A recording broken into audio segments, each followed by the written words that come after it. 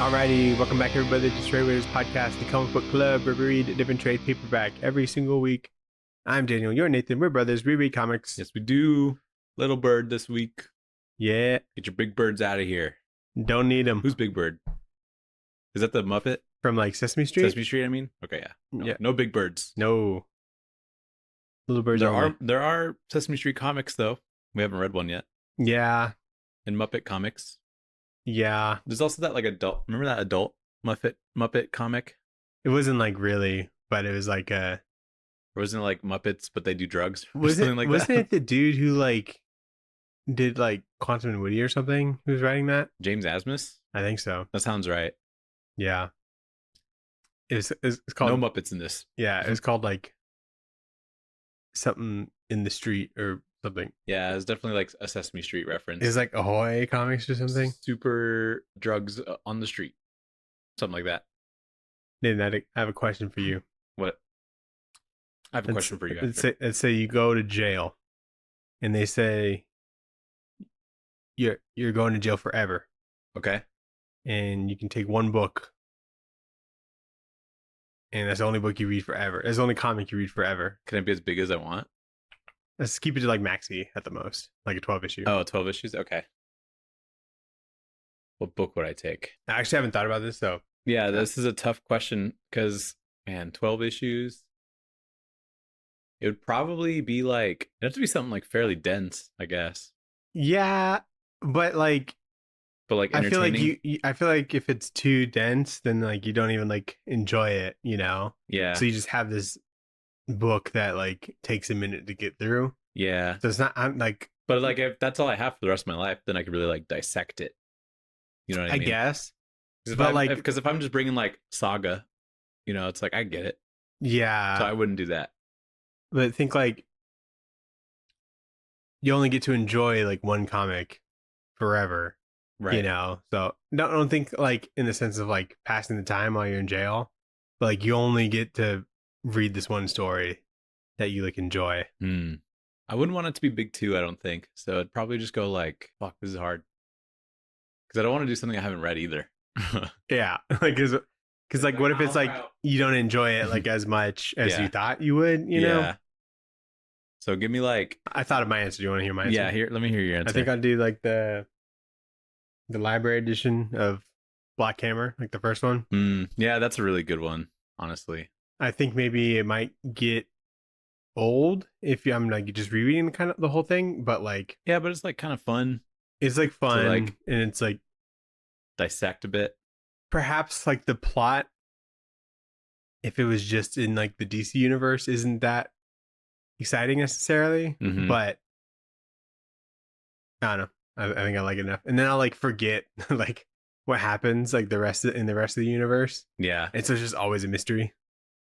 You know, I'd probably go with like, even though it is big too, probably go with like the Visions. That's a good one. Yeah, yeah. But then there's like, you're not getting that much action really. It's just kind of like but this like it's still interesting and raises a lot of like ethical questions and stuff like that. Yeah, I'd probably either go with that or something from Hickman. Then I'll be able to finally understand it. Like give me an East of West or something. Secret Wars might be good. Secret Wars maybe. Because there's just a lot in that. You know? That's a tough question. Anyway, we got different time codes in our description. We got the book, which is Little Bird. We got Background Matters in the poll list, but we start with the news. Second answer to your question. Second answer. Probably New Frontier. Be a good one. I was seeing that. That would be a good one because that's like, it's like good stuff. That's good. That's a good big it's two not one. dense. It's just long. But it's good. It is good. I mean, I don't know if you'd consider that 12. I think that's like 12-ish. That's probably, is it? Yeah. Okay. It'd be kind of weird if it was longer than 12. Because it's like about the size of Watchmen. Okay. Watchmen's kind of a pretentious answer, but I would never do that. Yeah. Anyway.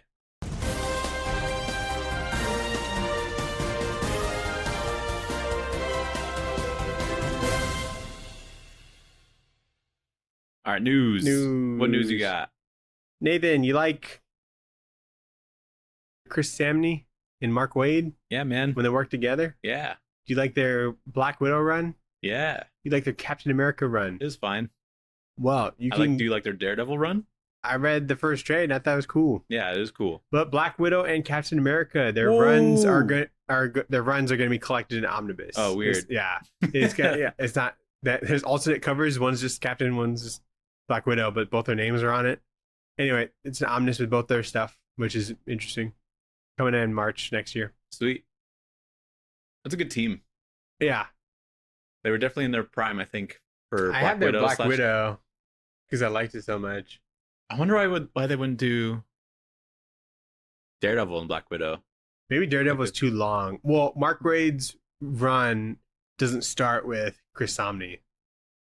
No? No, because he is on like the volume before it with someone else. That makes sense then. So I guess they could have, but I think it would have been like weird. I remember the Captain America run being like pretty continuity heavy, at least for the setting. Oh, Because really? he's kind of like on the run, I think. Oh. But I can't remember why. But I remember liking it. I still have that first issue, and that cover is so good because he's like fighting a bunch I of remember guys. seeing that cover and Chris Samnee doing it, and I was so fucking excited. I like couldn't fall asleep right away that night. I was Really? like, "Oh my god!" Because it just Wow. looks so fucking cool. I don't know if I've ever had that experience. Really? I just couldn't stop thinking about it or something. Yeah, that's cool. He's great. He's great. I thought about reading Firepower this week because I have Well, guess what we're reading next week, Nathan? I have the Prelude trade. Oh, do you? Yeah, I bought it at Zia for like $3. Oh, sick. Yeah, like a long time ago. And I spun my spinner rack shelf that I have, and I was like, oh fuck, I forgot I had Firepower. So I'll have to read that. You have a spinner rack? I have like a bookshelf spinner thing. It's not like an authentic spinner rack, but it's close enough. Yeah. It's like a half chub. It's also spinner like rack. too heavy on my carpet, and it just kind of like drags on the carpet. So I really have to like get it to. I really have to like pull it to get it to spin. Huh. So I think I need to put it on like one of those chair mat things to get to spin easier Wow. because there's friction from the carpet. Uh, What other news? Nathan, you know the Ed Brubaker book Friday Yeah, with Marcos Martin? yeah. It's getting a deluxe version. Oh, cool. Deluxe edition. Saturday. And no, there's like 3 volumes of it. It's going to be collected in one deluxe coming out November 12th. So that was neat. Oh, nice. I didn't know there were 3 volumes of it. Oh, Yeah. actually, yeah, I did. That's cool though. Good for them. And I guess he's doing something else with Marcos Martin, which is neat. Yeah, I remember seeing that a little bit ago. Dan, did you see the Marvel Zombies trailer? I did. Is that a movie? It's like a show with like 4 episodes. Oh, okay, cool. Looks fun. Yeah. You love Blake- that Blake- animation I style? love the animation. No, dude, fucking sucks, but it looks okay here because they're doing actually creative shit with it. It seems like. Yeah, it's like a what if like spin-off thing. I assume. Yeah. So I mean, and it also started in What If, so it would be kind of weird if they changed the animation style, even though I'd be down for it. right. But it looks cool. They got some interesting things going on. They got Blade in there. You know, Spider-Man's Yeah. swinging some heads off. Pretty cool. So that looks creative. I will be checking that one out. And they use like the same font as like the Marvel Zombies comic, yeah. which is pretty cool. It's so weird, those shows, because they just get whatever MCU actors they can get. So it's just like Marvel Zombies with Florence Pugh, and it's like one of the main characters probably. Yeah. So that's so unfortunate. I wish they would like be open to, Just being whoever. I don't know, having like a Captain America in there. That's like or I guess they could go same with some still, but like, I don't know. You know what I mean? Yeah. Tony Stark. That's fun. It's just whoever's left over right now. Yeah, that's what it feels like. It's always like, who can we get? Which I'd be cool if they just got voice actors and, you know, They got everybody. and then like, got couldn't use any get character. everybody that you want. Yeah. Yeah. Dan, you know Liam Sharp? Yeah. He is doing a new book. He's going to be doing Spawn: The Dark Ages, Whoa. where he's going to write, he's going to draw, he's going to ink it, he's going to color it. I don't know if he's lettering, but he's doing all that fucking work Jesus. for this book, which is pretty cool. He's gonna make Spawn like too cool. He's going to make Spawn look way too fucking cool. And I think it's going to be a 5-issue series, and it comes out November. This November? This November. How exciting. That's what he's been working on. Yeah, it's been a minute. Yeah. I think last thing was like I Yeah. saw was like Starhenge. He had Starhenge and he had something. And then he did like Exo Manowar. Yeah. But it was weird because they had the first issue of Exo Manowar and then there was like a hiatus. Takes a long time to do all that, dude. Oh, I know. And I'll wait for him. Yeah. But I liked that issue of Exo Manowar. Nice. We still got to do more Valiant. I think the only thing we've done is Quantum and Woody. Yeah. We'll get to it. Yeah, we'll get around. Maybe we'll do a Valiant month. It could be around the corner. Just shocking all of the good stuff. Yeah. Nathan, you know the book Criminal? Yeah. There's going to be a Christmas special. Oh, cool. Yeah, it's going to be probably a double-size issue, but it's only going to be in comic shops and not digital. Oh, nice. Yeah. Good for them. Yeah, that's cool. Like, you want this shit? Go get it. Yeah. Pay money at a place. Criminal. Santa Claus cracks down on crime. Yeah, piracy is what he's cracking down on. Mm. That's fun. I like when people are kind of creative about how they release things. Yeah. I'm surprised they don't do... I remember Where the Body was only physical for like a long time. But then ended up going like digital. Yeah. What was the last one that they came out with? What was it called? The Knives. The Knives. I wonder if that's any good. So I like really looked into it, and it's like a criminal book. It has criminal characters in it. Oh, okay. Just later in life. So it just kind of seems wrong for me to just pick it up and read that, you know? So I might go through. Aren't most criminal trades like just different characters and stuff? So it's like some of them reoccur and crossover. Yeah. Maybe criminal would be a good one to take to a prison. Like, yep, this is me. But with 12 issues, it's only like 2 trades. They probably start with their best 2. Maybe. Daniel, new Superman movie. Did you hear about this? Man of Tomorrow. In theater July 9, 2027. James Gunn tweeted some Jim Lee art. That's pretty cool. I didn't see the art, but yeah, here's what it looks like. Oh, I did see that. Never mind. There's also like a Jorge Jimenez and Mitch Jared's like promo piece that were tweeted out or posted on Instagram from the stars. So I think Corn Sweat did Jorge Jimenez one, and then someone else did a Mitch Jared's thing. So that's pretty cool. Very exciting. Yeah. Commissioning some artists. Mitch Jared's is in. Yeah, he's in. He's got an in. He's doing that shitty Peacemaker book. Or Vigilante. It's probably over now. Yeah. Who knows? Then Archie is at it again. He is? With another crossover. Big 2? No. Sci-fi movie? Horror movie? Yes. It's a horror movie? Yeah. Horror sci-fi? I'm going to say no. Okay. Mostly. Give me... Why did I jump to Cocaine Bear? I don't know why. But... That'd be so fucking Give me like fun. Nightmare on Elm Street? No. Saw. It's another property that also has a ton of crossovers. Godzilla? I think that's more sci-fi than horror. I mean, I would be pretty fucking scared. Yeah. Alien, right? No. Did they already do that?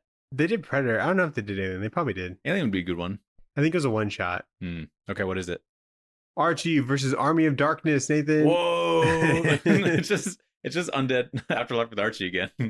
Basically. Yeah. But they're Deadites, and that's fun. Bruce Campbell is going to be there. Is it Francesco Francavilla?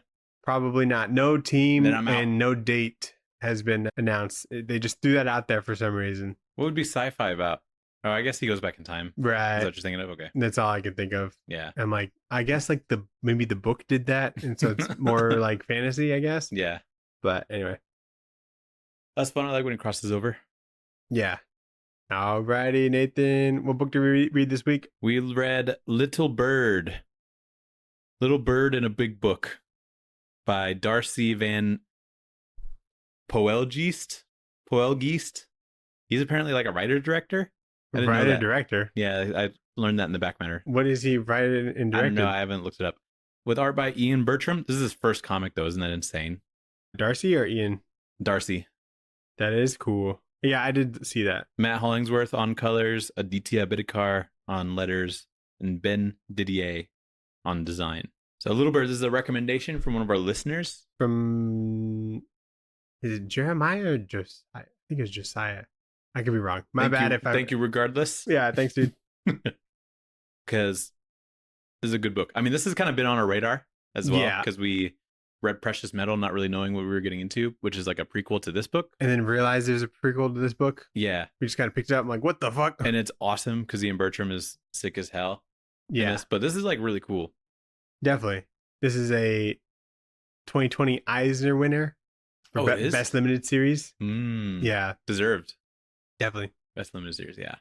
This is the first thing I think I've read other than Precious Metal of like Ian Bertram, but I've been following him for a long time because I just like see him post random commissions or something like that. Yeah, he's done some covers here and there. But he is awesome. He is a treat in this for sure. Big fan. The book takes longer to read because you're just enjoying the art so much, you know? Yeah. And like they're kind of oversized issues, which is kind of cool. I think that works well for this because there's kind of a lot going on. Yeah, this would have been annoying if it was like 20 pages. Yeah, but I think it's really good, kind of world building. It feels like pretty grand in scale, I would say. And the characters are interesting. I think they do a really good job. Yeah, it feels grand, but really you don't see that much of it. Yeah, it's pretty focused on the like just this character, but there's big stakes that you feel, Yeah.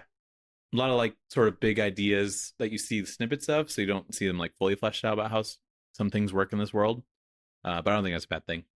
Ian Bertram is also on House of Penance from Dark Horse. Okay. Looks like it was what he did before this.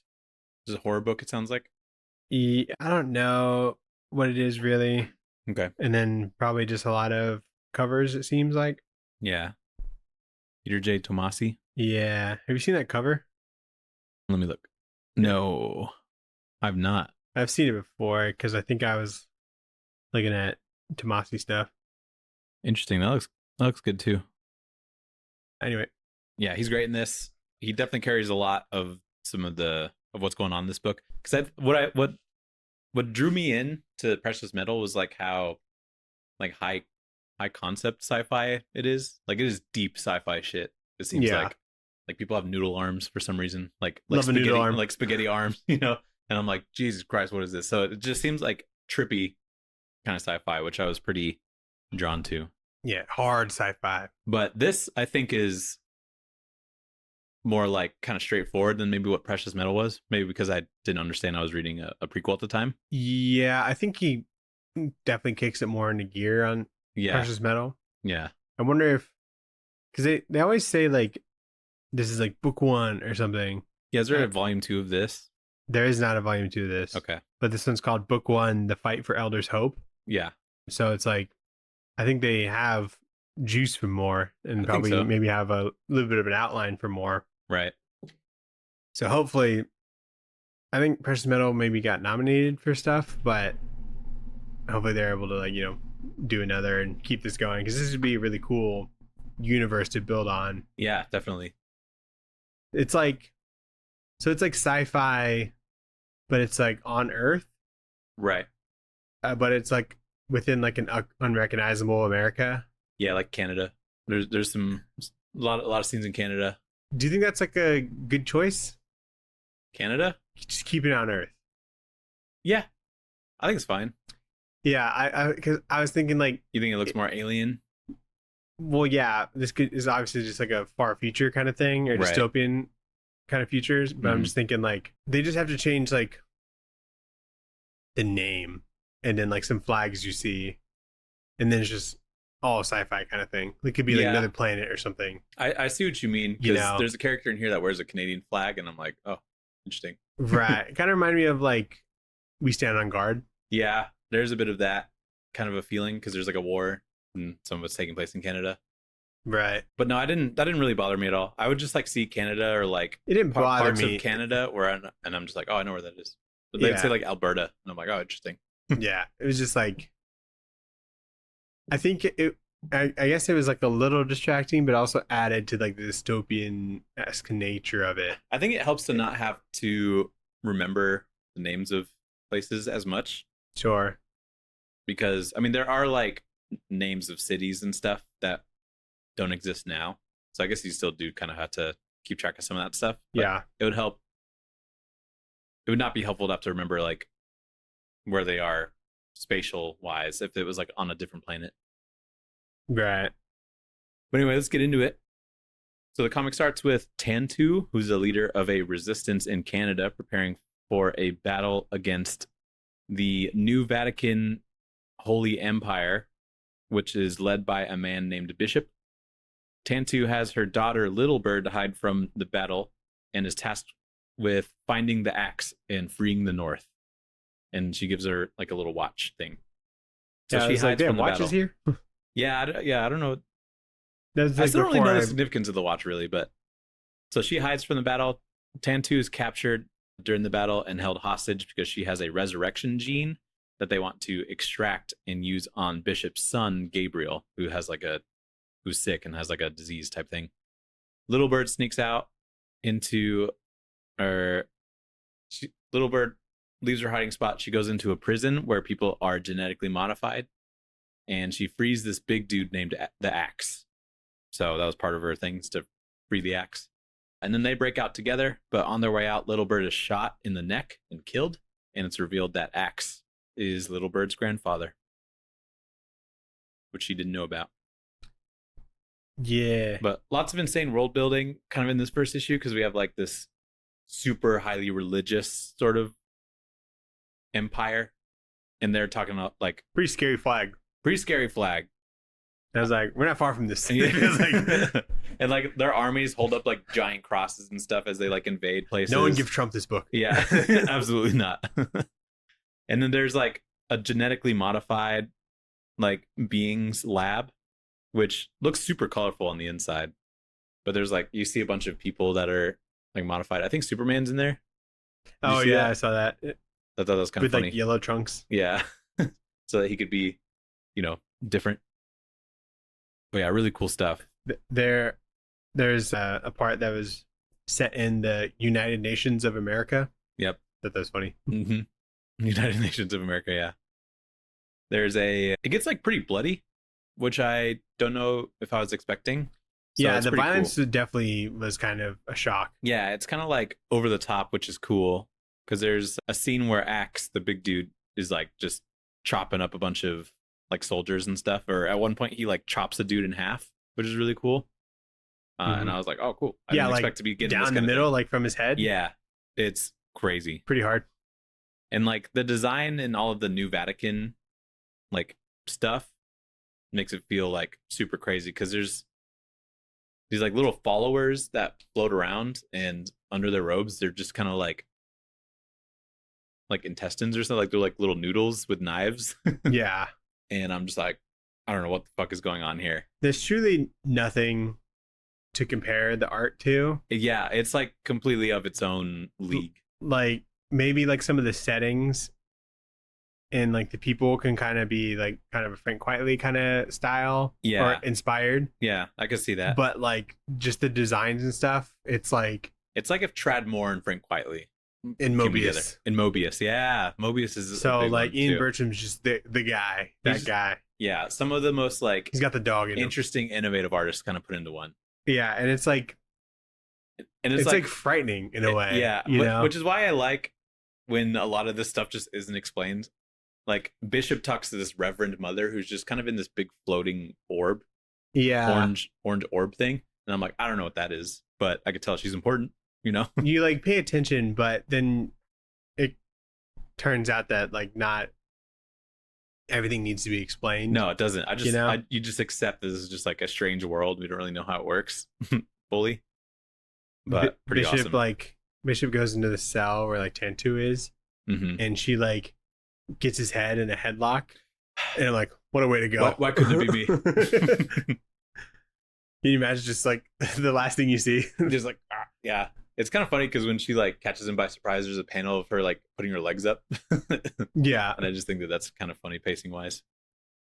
couldn't help but think of like Axe Builder John Yeah, with this Axe character. Just Yeah, this Axe character gigantic for sure. dude, all scarred up. huge old guy with a big Big axe. axe. Yeah, seemingly invincible. Yeah, Yeah, pretty cool. So then in issue 2, Little Bird has like a dream where her mom, Tantu, explains that she was raised to believe that Bishop was her father and that Axe was an evil man murdering those. Oh, we got a dust storm warning. Oh Oh shit. boy. Hopefully the power doesn't go out. Speed the shit up. Should we save? Should we pause? That's, I don't know. Here, stop and then save maybe? For good measure. Yep. Well, then, yeah, I guess that'd work because then, like, the lights would go off, but we'll still be able to see our screens. Yeah, this is true. Yeah, so Little Bird. We'll see how this goes. Okay, shit. Issue 2, Little Bird has a dream where her mom, Tantu, explains that when she was a kid, she was raised to believe that Bishop was her father and that Axe was like an evil man murdering those who don't follow God. But they were all lies, so she escapes the New Vatican and restarts the Dead Rebellion and tries to find her dad, Axe, while she was pregnant with Little Bird. And then in the New Vatican, in the present, Bishop takes his diseased child, Gabriel, to see Tantu. And after explaining that they can't extract the resurrection gene from Tantu, Bishop forces Gabriel to burn her alive in this like fire chamber thing that they have.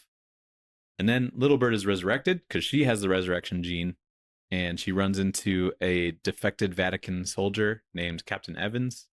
They're like running away from some Vatican drones, but are saved by Axe. And he shows Little Bird a secret rebellion city called Elder's Hope, which is like inside of a big mountain. What do they call Captain Evans throughout the book? They don't really call her anything. It's kind of fresh. Some of the characters, you don't really know their real name until like a bit later. They like I think they refer just to call her or her something. Do they? Yeah. 'Cause I know her name is like Captain Evans, but I can't. They call her like Defected or something like that. When you said Evans, I'm like, they have a fucking name? Yeah. But You learn their name like once and then it's not really repeated. I don't know if she goes by some other pseudonym. I love the design of like this cave city. I think it's cool. looks pretty cool. And then like the drones, the Vatican drones, I'm like, what am I even looking at? Like this is like some crazy Like the spider things? shit. Yeah, they're like spider things, I guess. They're like eels almost, but they shoot things. Yeah, uncomfy. They look like little like stomach worms or something. Yeah, they're like tendrils. Like a parasite. They can shoot you and they go real fast, I guess. And I don't know like how they work, but it's crazy. And then I like that there's a dream sequence that Little Bird has every time she like dies. She has like this dream sequence type thing where she can like connect with her mother, it seems like. And then she gets resurrected. So in this one, she like kind of digs her way out of the ground, which is kind of funny. The bishop, he's like talking to like the deacon on like this like hologram metaphysical like FaceTime thing. Yeah. And he grabs the deacon's balls. Oh yeah. I'm like, wow. He did grab his balls. He's like, you feel that through the call? Was that like a hologram thing? I guess it was. You can touch the person. Yeah. So I don't know. As long as they're within that area. He did show that he was big dog by grabbing some dude in the nuts and being like, I could squeeze the fuck out of these right now. I thought it was funny. That was funny. I forgot like you about have that. this like incredible technology. Yeah. And you're use like, it to threaten someone. I'll squish your balls right now, dude. Yeah. Crazy. Issue 3. So Axe leaves to put explosives under a different Vatican city. I think it's called the Northern Guard. With this like digging machine that they have.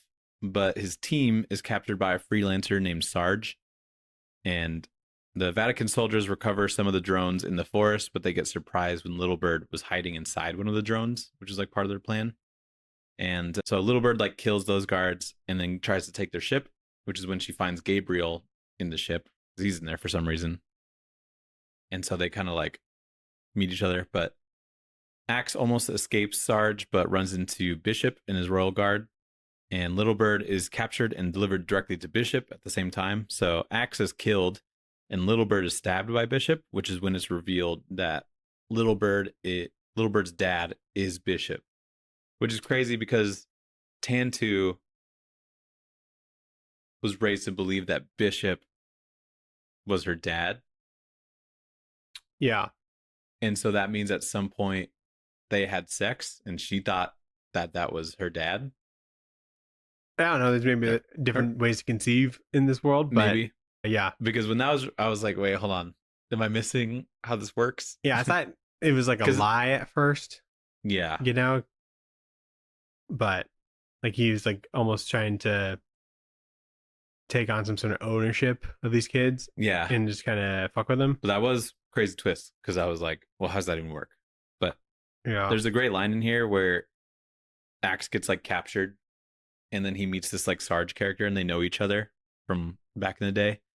And Axe is like, where the hell you been? And Sarge is like, anywhere with a liquor license. And I think that's a good one. Did you recognize Sarge? Is he the one in the beginning? What? The beginning of In what? Precious Metal? Yeah. Because he's got the noodle arms. The noodle arm. Okay, I was trying to remember what character had noodle arms, and I was like, is it this character or does somebody else get noodle arms? Yeah, they obviously didn't call him Sarge in Precious Metal because it's like a prequel or whatever. But yeah. So we'll see the origins of Sarge. yeah, That's cool.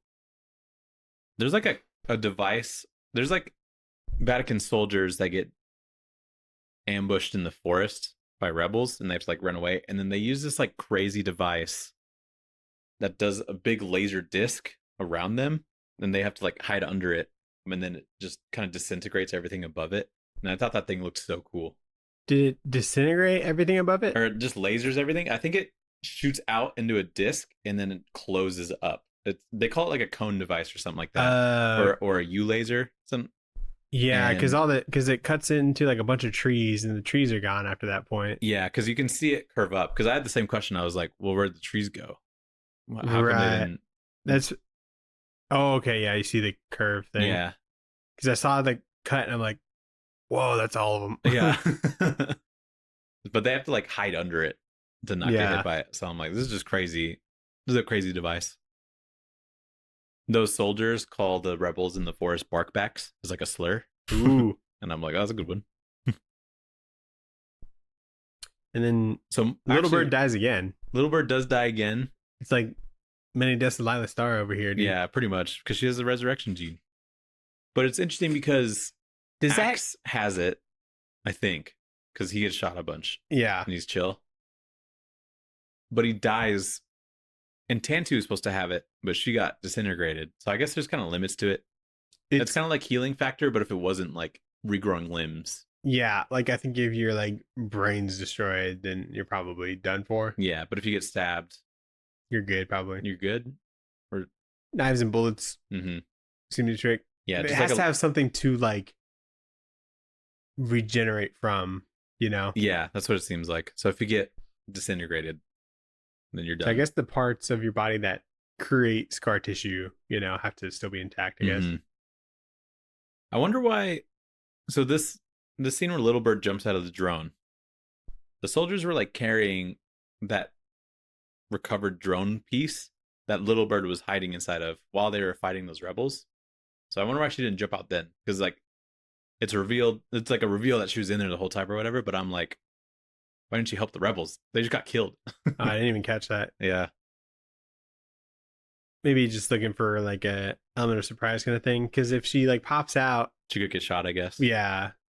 And then once they all get disintegrated, she's like, oh, maybe I should have come out a little bit earlier. Yeah. There's a scene where Axe gets like captured.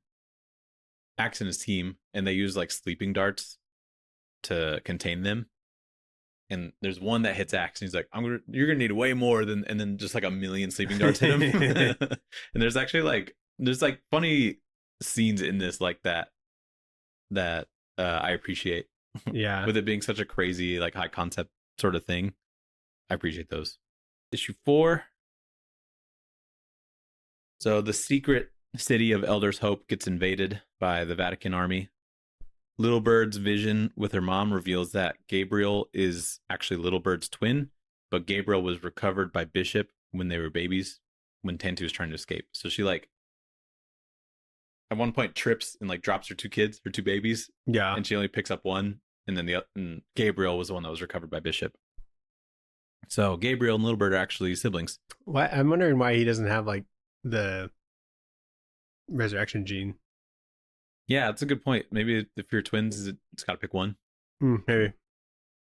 But Little Bird is resurrected, finds Gabriel, and makes him take Little Bird to see their mom, Tantu, who's just like a pile of ash now. And she's like, oh, that sucks. So Little Bird is captured and is burned. But since like Little Bird and Gabriel talked, and Gabriel's been kind of questioning his dad, it's actually Gabriel that switches places with Little Bird and dies instead. I think. It's not super clear that they came up with this plan, but Sarge also found the digging vehicle with explosives in it they were going to use to blow up the Northern Guard.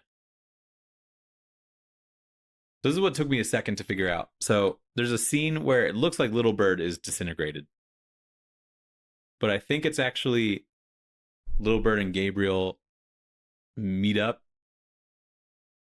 and then somehow switch places, because in the next issue, Little Bird doesn't get resurrected. Because I think he like shaves his head and then puts on her like bloody clothes, but it's not clear at all that that's what happened. Because then in the next issue, Bishop is like, "You killed my only son," kind of deal, and I'm like, when did that happen? Yeah, because that last thing I remember seeing him was like he's like talking to his dad and has like a knife. Yeah, and then he like walks away.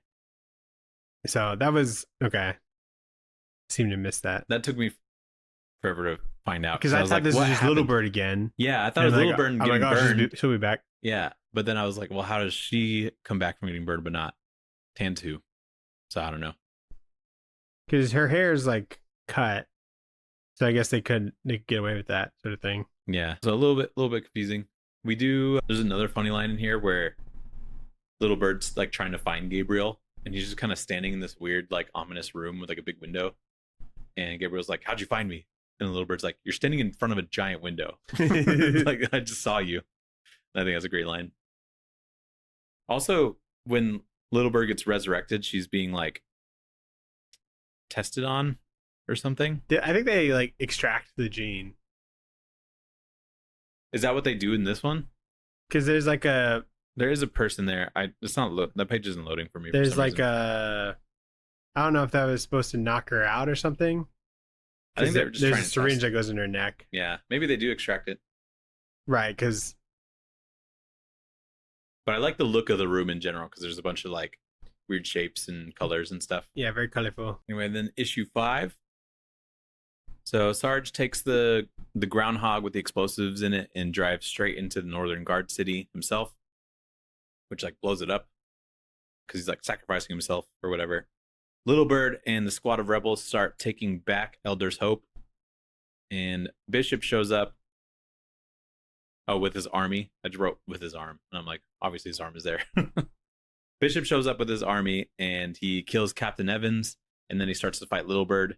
So they have like a little fight, and there's a move where they like both hit each other with the sword, and they chop off like part of each other's limbs. Captain Evans activates some like gravity thing in the center that like pulls everybody together, and then it blows up. I think that's what happened. And then people are freed, and some time passes, and Little Bird, who's still alive, starts to rebuild her hometown from that was like destroyed in the first issue. So everything's going back to normal, and the people are freed. So some confusing storytelling here, because I don't really understand why there's a big gravity machine that sucks everybody into one spot. That I understand. It was just something that the Captain Evans like turned on. Yeah, like something that they happen to that have, ship can do. Yeah. So did you mention that like Sarge got like blown up like in like the 3rd issue, but it's just alive somehow? Did he get blown up? Yeah, because he like goes into the there's ship. like a big missile thing that hits him. Yeah, and then no, I didn't say that. I forgot that even happened. So it's kind of like he seems pretty unscathed. Because it was surprising that he was like in the desert, like looking for the the thing. I'm like, oh, he's alive. I wonder if he is the resurrection gene. Yeah, because knowing that there's like the prequel comic, I'm like, oh, he might like die or something, and then so that made it kind of like come full circle. And they're able to control the little digging machine to go under the Northern Guard. Yeah. But Sarge just decides to stay in it. He just rams into it. See it through. Yeah. I'm like, he's like, gotta make sure it works. So that kind of makes like the sacrifice seem less extravagant, meaningful. Yeah. I think the plan was to like have him escape it with them knowing that they would intercept it and just blow up a big part of their platoon. Because they said that once he was like 5 miles out or something, that they'd be able to detect it. So maybe he just wanted to like really make sure it got in there. Because he was trying to be like badass about it when he like blows himself up. Kind of like the end of a maybe if like they Day. did detect it and they like tried to stop it and it fucked up some sort of automation, and then he had to be like, well, I got to do it myself. Yeah. Or if he was like, this was never going to work if we just drove it straight at them. We got to maneuver and like dodge drones that try to stop me or something. Right. Yeah. So I think like parts of this ending are maybe a little bit rushed because there's just kind of confusing things that happen to me. Do you wish that we saw the explosion that sucked up all the people and then just blew up? I wish I just knew what was going on. I think I knew what was going on. Like I figured it was probably some weird technology, but I don't really know. I guess, yeah, the explosion or the aftermath. We get a boom, but then we just see the people that were like on the inside. Yeah, but then later in this book, like Little Bird is rebuilding her hometown, and then Bishop shows up. Yeah, looking pretty fucked up. He does look pretty fucked up, but he had the regeneration gene. I assume that they extracted from Little Bird. Yeah, because there's some disease that was going on that Gabriel had, right? That Gabriel had, and everyone in like the town had or whatever. Oh, and everyone's good now? I guess so. But like before they weren't, and so it seemed like he was hogging it. Yeah. Because he didn't have it before, because why would he have it and Tantu have it, but then Gabriel not get it? Right. You know? It must be. Yeah, I don't know why he would have it. I don't think he had it before this book, though. Who? Bishop. Yeah, no. That's what I'm saying. I think they extracted it from her. Got it. But yeah, she's probably. And there's like a couple like time jumps. Yeah, there are. Like just in like after this one. Gabriel was like disintegrated or whatever, like 6 months later, you know, which kind of seemed unnecessary. But I guess it explains why like Little Bird has her hair back, you know? Yeah, she's some slightly bigger hair. And then something I didn't mention, but I really like the like Vatican guards. There's like these big guys with like cloaks and stuff. And you see them at one point like fight Axe, and they like grab his fucking head, which is crazy because he's a big man. Their armor looks like when Chad Moore draws like Null. Yeah. You know, and that's like some crazy, just like a lot of layers and all black and whatnot. Yeah, but those guys at the end of the book are serving Little Bird. So she's some sort of prophet herself now, I think. But there was and then she blows up the chick in the big orange floating orb. Did you talk about the flashback with Axe? No, but like it's just a flashback where like his house is burning and Tantu's in it, and then the mom shows up and is like, "What are you doing?" or whatever, and then she gets trapped in the burning house, and then Bishop is there and takes Tantu, to like raise her or whatever. Yep. But I'm just not sure why Axe was like put into that.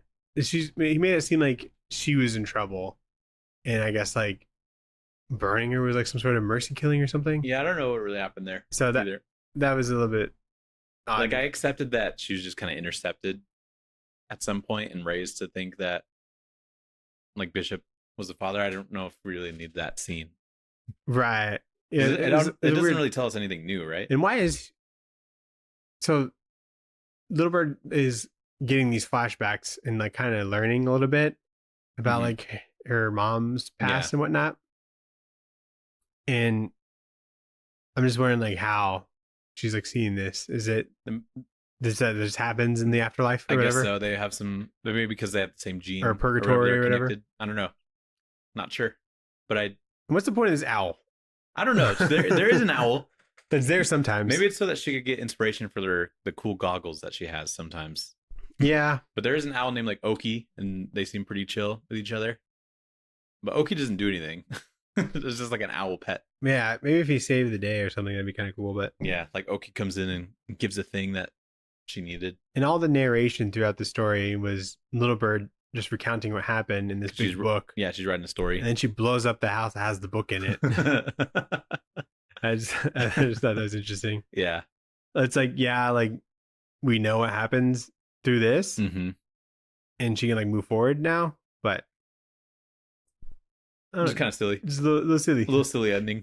But But the journey is the looks fun cool. part of this. A lot of good Looks plot great. elements. Super fun. Super fun ideas. And for a first comic, pretty damn good. That seems unfair. You get Right. like your first book is like an Eisner winner. And you get Ian Bertram. Like, somehow. yeah, well deserved, but like how I know that Darcy did like some other stuff, like co-writing on some stuff and whatnot. Yeah. But it's just like you gotta have like the money for it Mm-hmm. to hire like the artist and print it and what at Image, and then it just like goes off, you know? And pay Ian Bertram. Yeah. Anyway, Right. Good for them. good for them. Let's go into Back Matter Matters. Back matter matters. We get some covers. We get a Trad Moore cover. We get some top tier back matter. Yeah, It's got top everything tier. you could ask for. Yeah, it really is, which I appreciate. But we get a Trad Moore cover, which is always appreciated. A Stephen Green. Fits very well. Yep. Stephen Green cover, a James Herron cover. Those are some heavy hitters.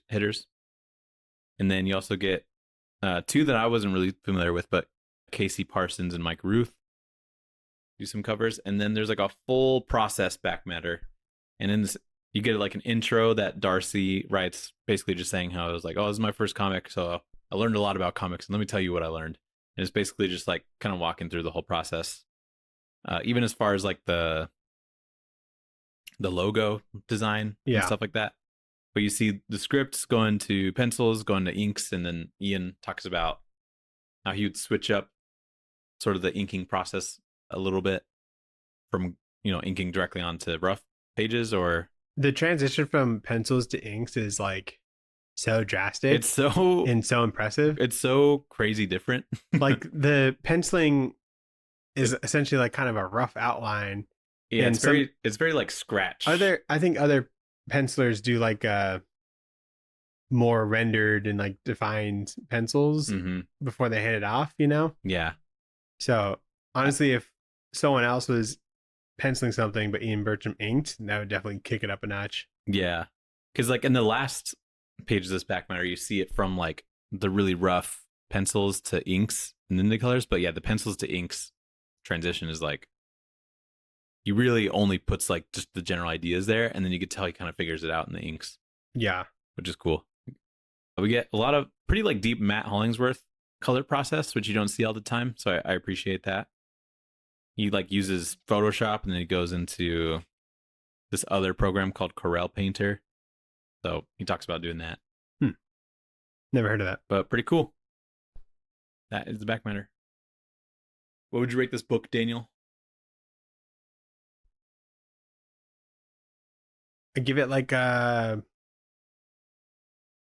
love it of like a coffee ice cream, which is like my favorite ice cream, with like some Heath bars in it. Ooh. Which goes pretty hard with ice cream. I Yeah. think Heath was just kind of designed to be an ice cream. I don't think I've ever had it in ice cream. It's the best.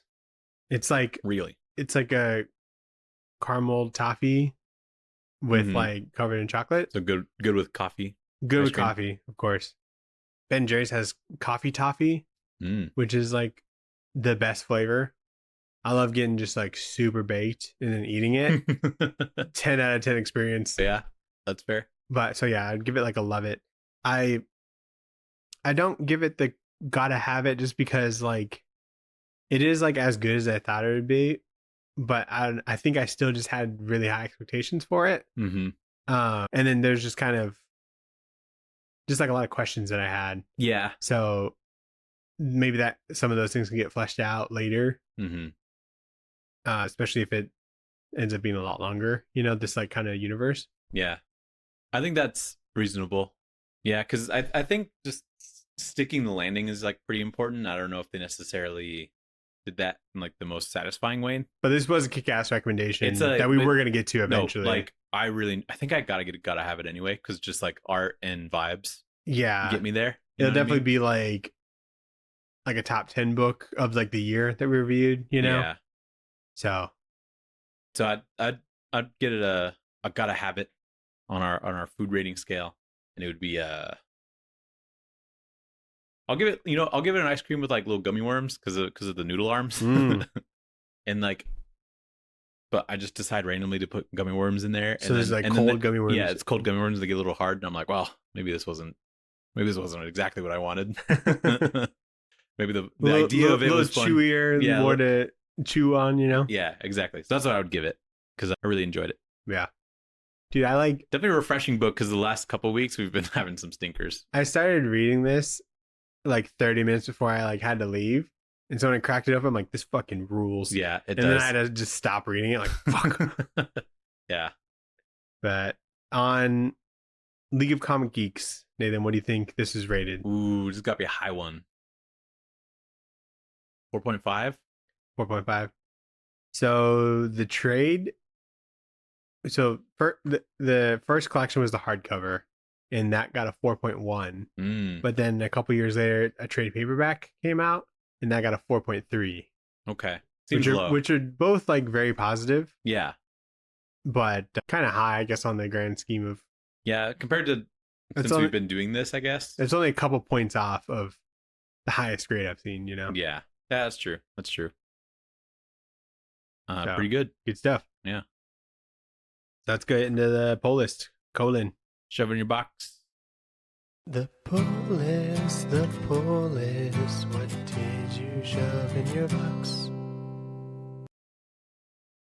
So we got Absolute Green Lantern number 6. We got Batman number 1. Ooh. Yeah. Big release. Ultimate X-Men number 19. Everything Dead and Dying number 1. What was that one? It's Jacob Phillips and it's either Chris Condon or Tate Brownball. I'm not sure. Are you looking it up? Yeah. Tate Brownball, yeah. Okay. Both as collaborators for Jacob Phillips. I just wasn't sure who it was. Mm-hmm. Looks fun. And then White House Robot Romance from Distillery by Chip Zdarsky. Yeah. So yeah, we'll see how that goes. Who's doing the art on that? Doing good. Gotta be someone good. Rachel Stott and Tamara Bonvillain. Ooh, yes. So that's a frequent collaborator with Chip Zdarsky. She did like the Domain comic, which is like the spin-off of Public Domain. Mm-hmm. Okay, cool. That looks fun. I forgot about that one. It's such an insane title. It's a good one. What'd you read, Nathan? Daniel, I had a rough, busy week. I didn't read anything. Nothing other than this book. It's a big book, Daniel. 220 pages. Yeah, but it wasn't dense. No, it wasn't. It was actually pretty easy read. Yeah, it definitely flows really well. I probably read the whole thing in like under 2 hours. Which also gives it more points, you know? But I got a wedding plan, man. Whatever, man. I feel like you read? It should be done by now, I feel like. Not with who I'm planning it with. I read Tom Strong, number 1 and 2 by Alan Moore. Mm-hmm. Really cool art on it. I like kind of just read it to get like a taste of what it is. It's interesting because like each issue is kind of like standalone as far as like is it what it is? It feels like, Hmm. But it is like very interesting. It's like I don't even know how to describe it. Like they say it's like reminiscent of like pulp comics, like really old comics. And Tom Strong, he's like doesn't have any like powers necessarily. He's got like this like backpack thing that's got like propeller and he flies around. Cool. His father raised him in this like heavy gravity chamber thing, which was like 3 times the normal gravity or whatever. So he just like grew up being really big and strong or whatever. I wish that happened to me. Yeah. And he lives in this like futuristic metropolis kind of place. Mm-hmm.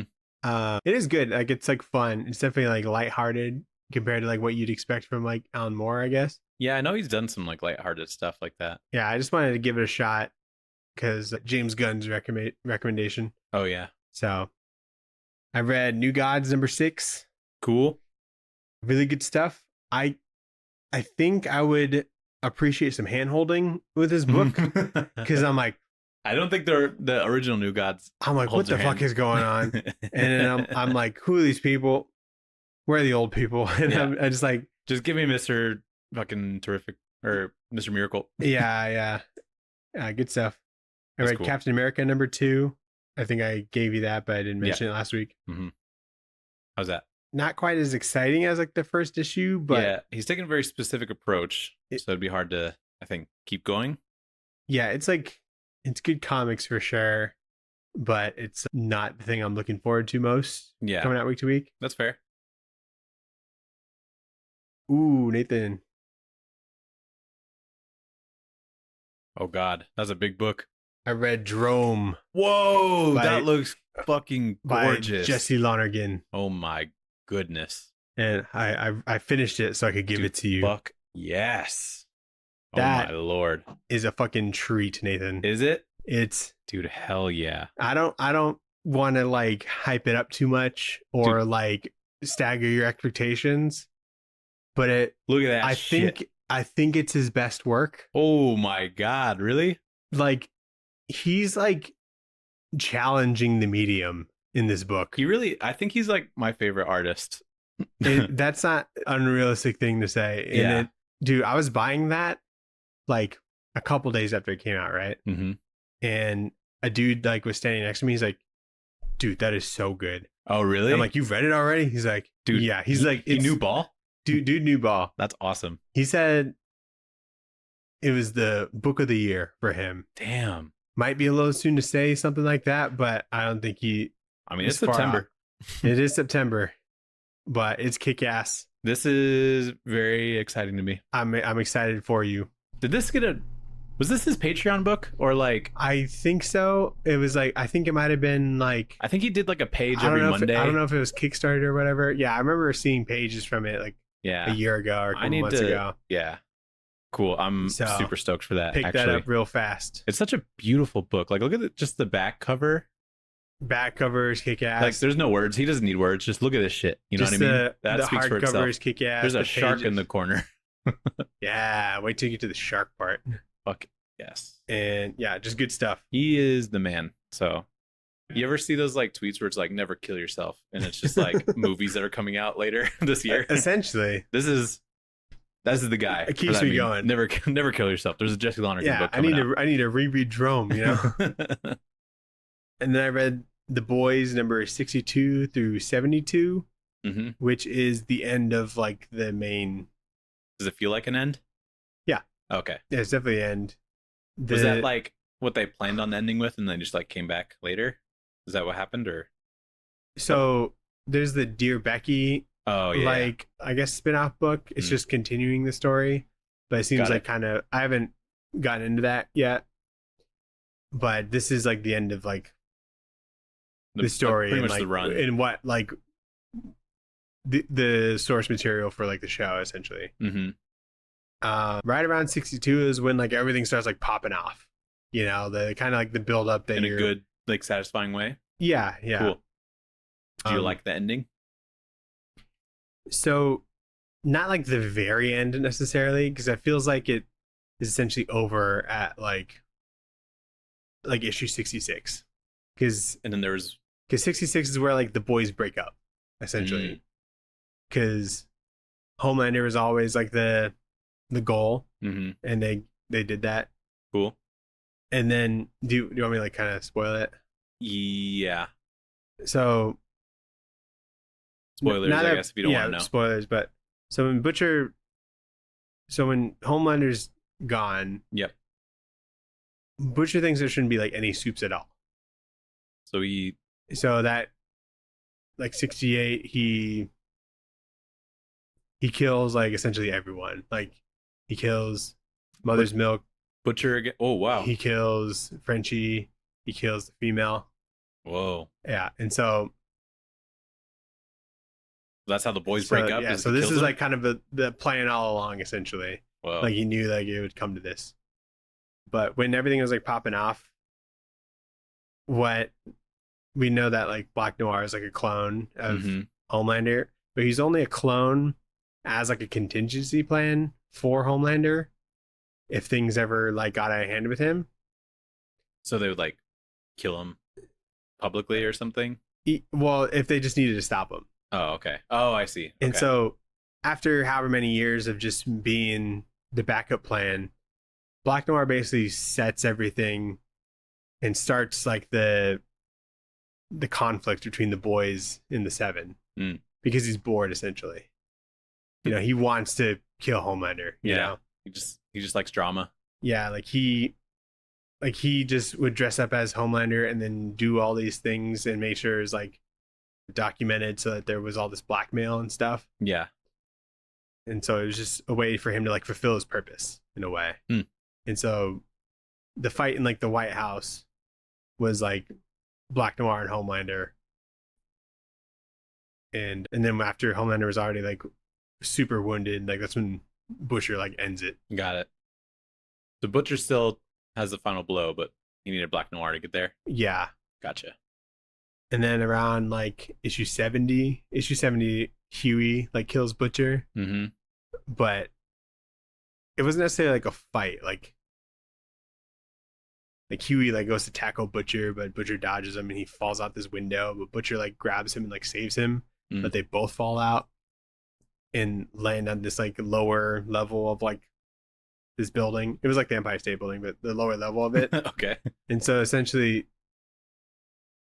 Butcher provoked Huey to like kill him because in his mind, his purpose was like fulfilled. Yeah. I guess. So he was kind of. But he also has bombs like around the world that would be like a bioweapon to kill all soups. But just like the amount of like compound V that's out there that people have in their genes is just like astronomical. That'd just be genocide. Right. So Huey like had to like Gotcha. stop that. So that's still like in place, I think. You think that'll still happen in, like in the show? You mean? I don't think so, but that was the thing. It wasn't quite as satisfying as of an ending, but it definitely makes you like not like Butcher That's like fair. in the last couple issues, which is Probably the point. yeah. Yeah. So Butcher going from like your favorite character to like your least favorite character. So Mhm. Yeah, I think that'll definitely be a much different ending in the show. it's for sure. already like It's so already so far much off the different, I'm rails. sure. So But like if they were to stick with some of the even just like some of the same story beats with like how they get Homelander or whatever, it would still look a lot different. So right. that's cool. Watched Alien Earth. I don't really want to like go over that every week, but Yeah. We there can was just a- go over it there's- when it's over. yeah, there was a point where the trillionaire guy, he's like doing like voice notes or something, or he was like narrating Yeah. something, and I recognized the mic he was using, and I'm like, Isn't this in the year 3000? this trillionaire has this like, I looked it up, it's like $150 mic. I mean, but adjusted for inflation, Daniel. Adjust for inflation in the year 3090 or I whatever it know is. of like a $16,000 mic, Uh-huh.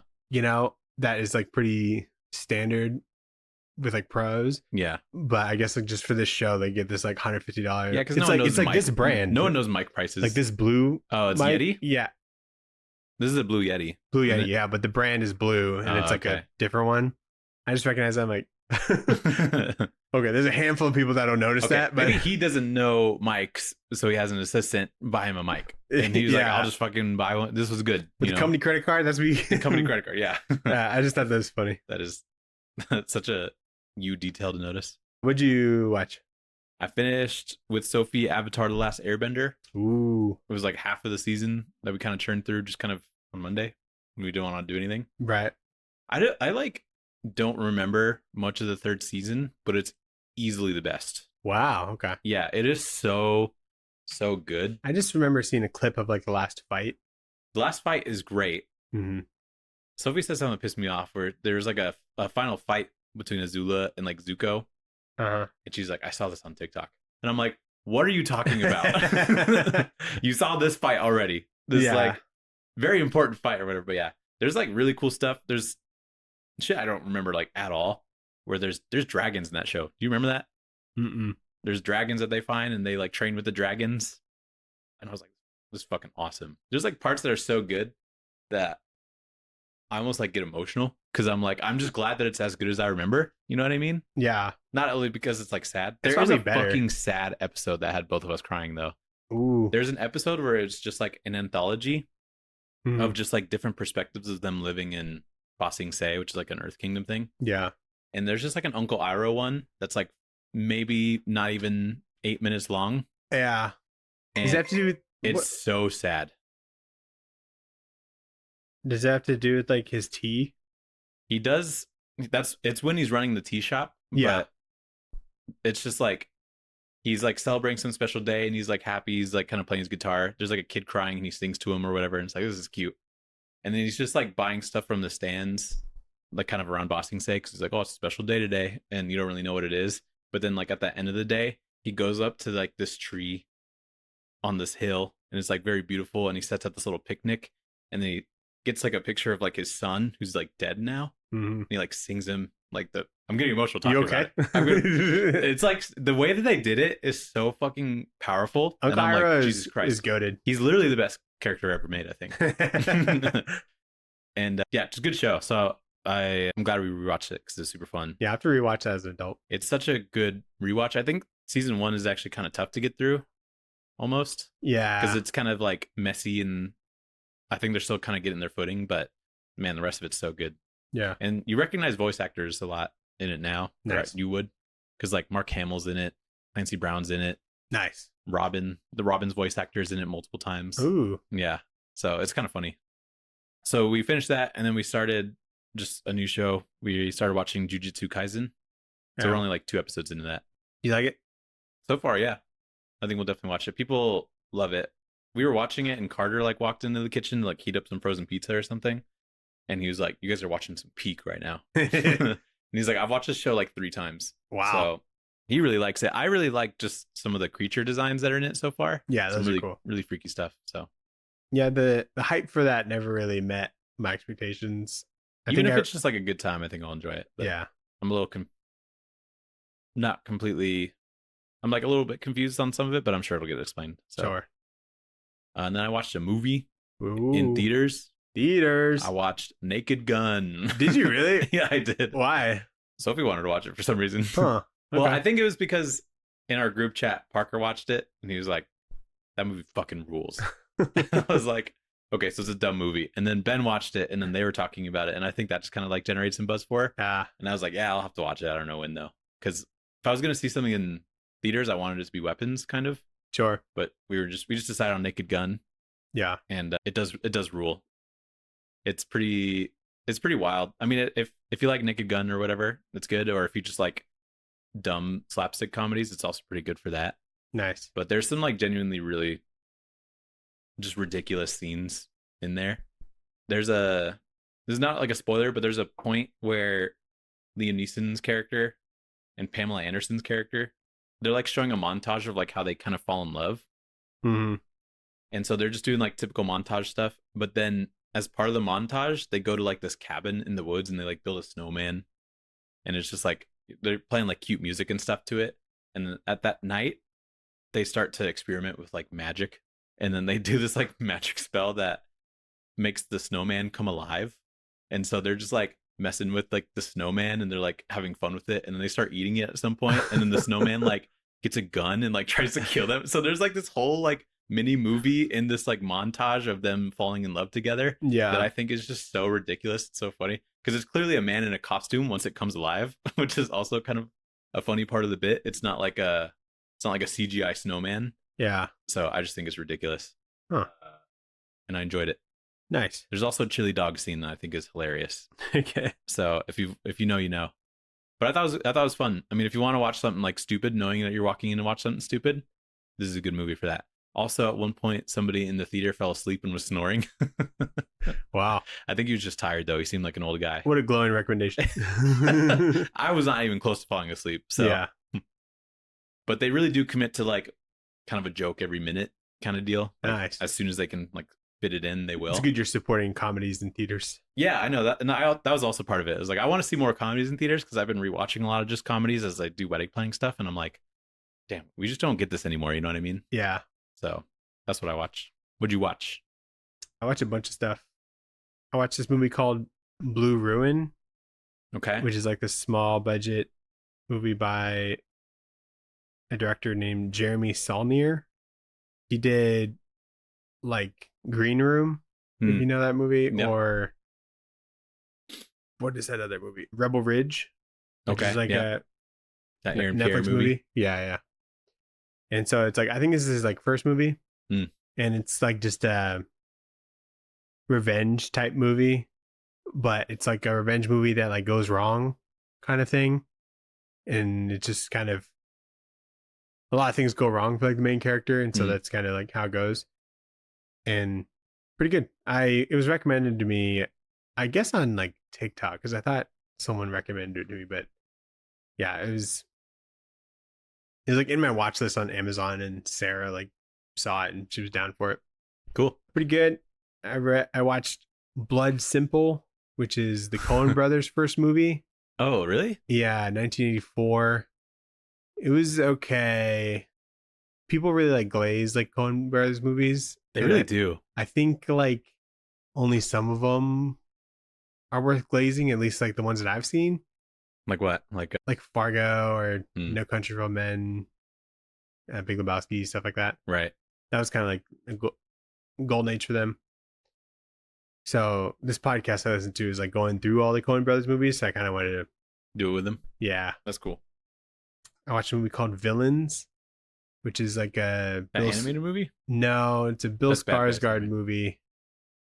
That also has Micah Monroe, which is the girl from Longlegs, Oh yeah. and it's like these like junkies who like rob like a convenience store, but their car breaks down. They go to this house in the woods that they're gonna rob, and there's like a little girl chained in the basement. Hmm. But then like the parents come home, and it's just this predicament that they try and get out of. It was okay, but a really convincing trailer, you know. Good review. Yeah, you know. Then I watched Bottle Rocket, Oh, nice. which is Wes Anderson's first movie, Yep. and the last one for me of his like feature films. Oh, really? Yeah, so That's cool. yeah, it was like okay. You definitely see like glimpses of like what he ends up doing for the rest of his career. Yeah, like a style. Yeah. And then it's really like low budget, so just kind of seeing It's like a scrappy production type deal. right. And it's like a heist movie. Oh, I didn't know that. Yeah, there's like they do like a little heist, and then they get to like a big heist at the end, but it just goes like terribly wrong. Hmm. Like it's like so unorganized. It's like if you like a very organized and well thought out heist movie where the heist is just like perfect and the plan's good. This is like the opposite of that. Well, like on purpose because they're like they never done this before type thing, or Things just go wrong. Oh, okay. And they have no contingency for the things that go wrong. And so it's like kind of funny in that aspect, right. but pretty good.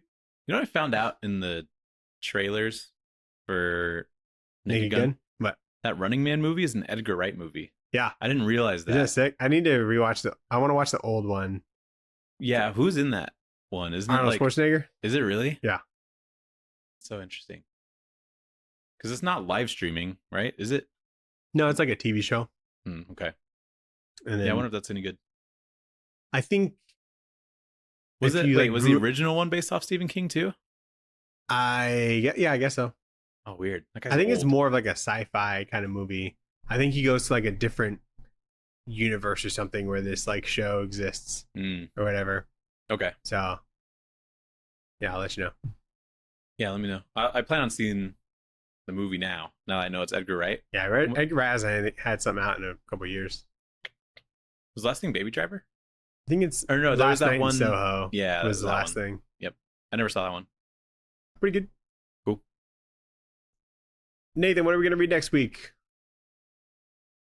What are we gonna read next week? Is that when I get married? Nope. Okay. Almost. So that's okay. That's okay. Nathan, we're going back to Earth 2149.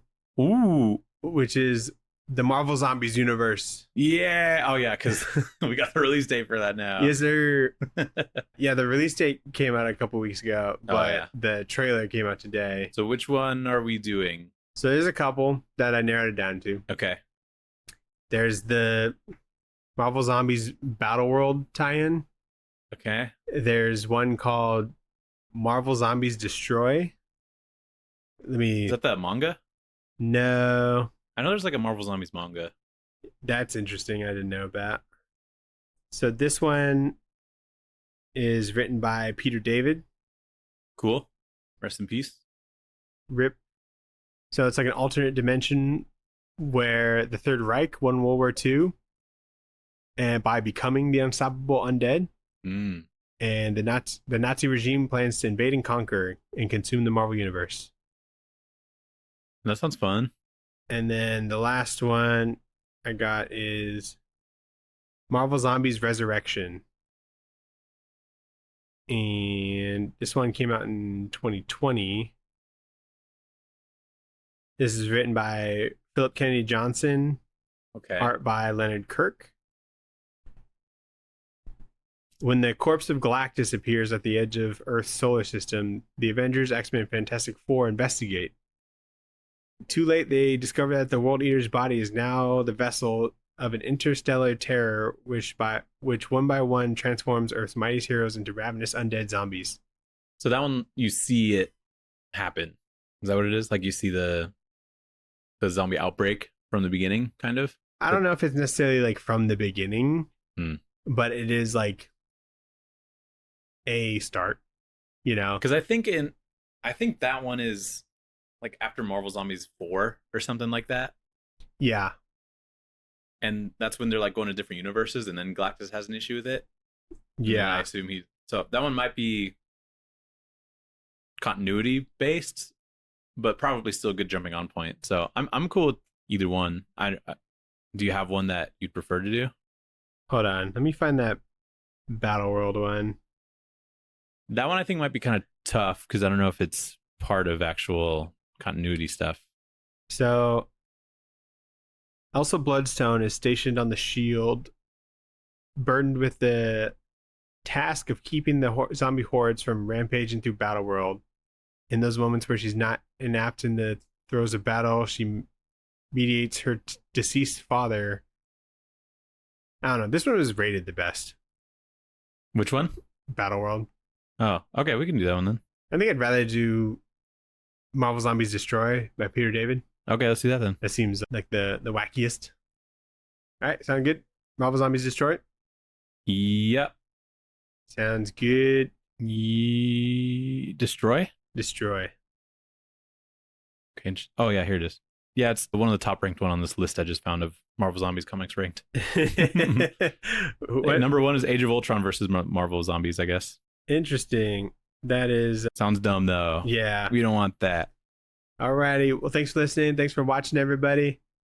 Linktree's in our bio. You can like, comment, subscribe. Email in tradewaiterspod@gmail.com. We might read one of your recommendations, which is what today's episode was. Give us a rec. How do you feel about Marvel Zombies? What's a good one? Yeah, what's a good one? Are we lost? Why are they so confusing? Why is it so confusing to read one? I don't know if we'll ever come back to Marvel Zombies. You never know. We never know. We probably won't. Maybe another horror month or something. We'll see. come back to it. But, yep, goodbye.